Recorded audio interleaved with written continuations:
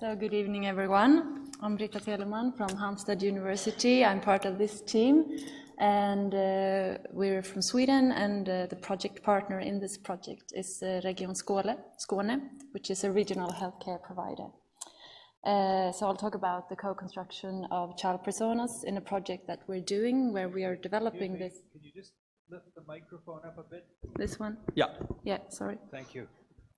The project we're doing is the development of an app for increased child participation in pediatric rehabilitation.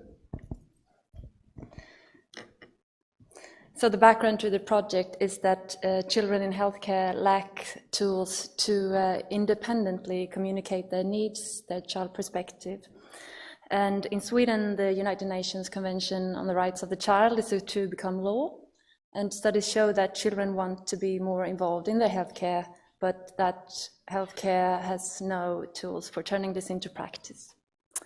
So our client asked for a tool that helps children in their rehabilitation services to become more participant.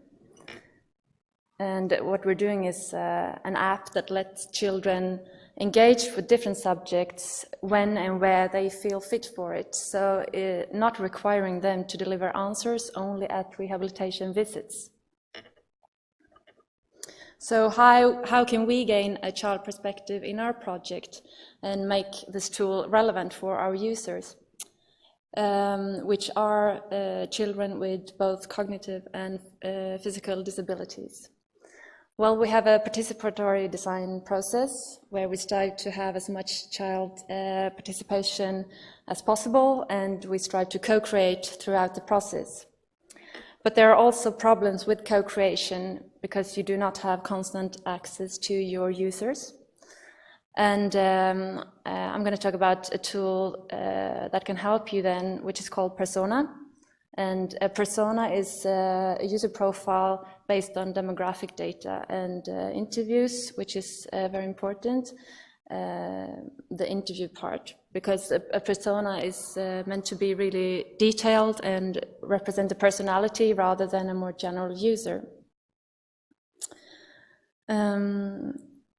So there is also problems with personas, which is something we realized when working with this user group, because, sorry.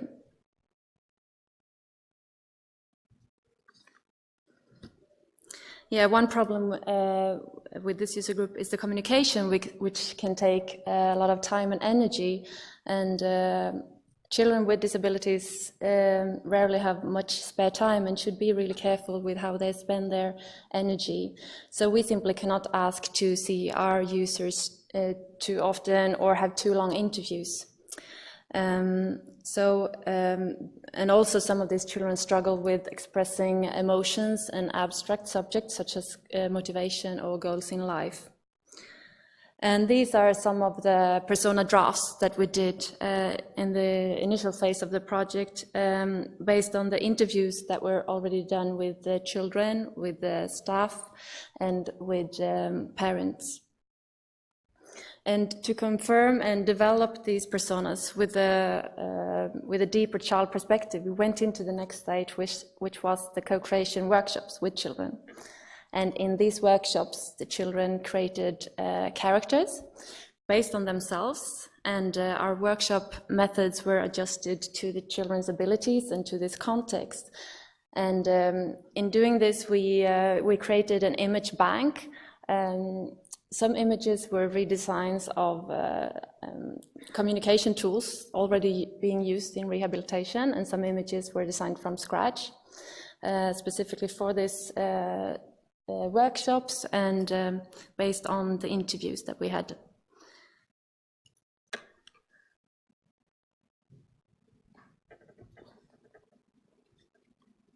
I'll show you some 3 of the examples of the characters. We had 14 in total.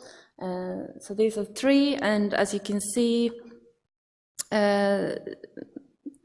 or as you may not be able to interpret, but some images, or some children made timelines, and some children made image groupings, and you can see there are some writings that we helped them to, if they wanted to interpret or explain their image choices.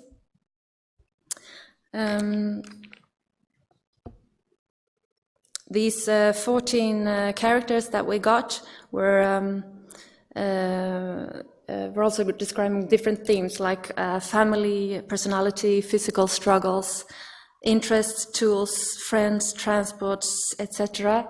And we try to keep a salutogenic perspective, so not focusing only too heavily on the struggles and problems, but also positive things in life. And the 14 characters were grouped and merged with our initial drafts into 3 different personas. And this is Alex, he is our primary persona. We have also 2 secondary personas to complement him. And there is also a scenario, a little story that complements this image here, but I will not have time to read it.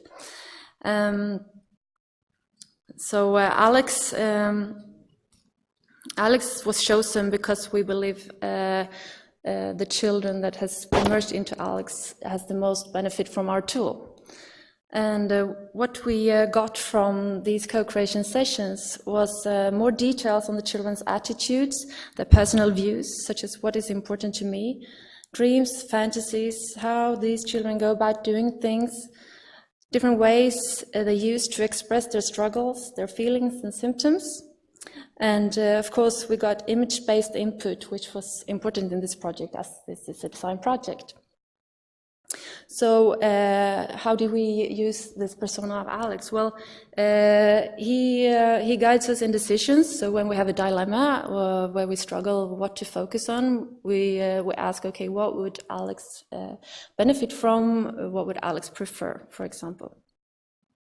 And since this is a group, last slide. Since this is a group of children that faces many challenges in participation, we experience that this co-constructed personas helps us to keep the user perspective throughout the whole project.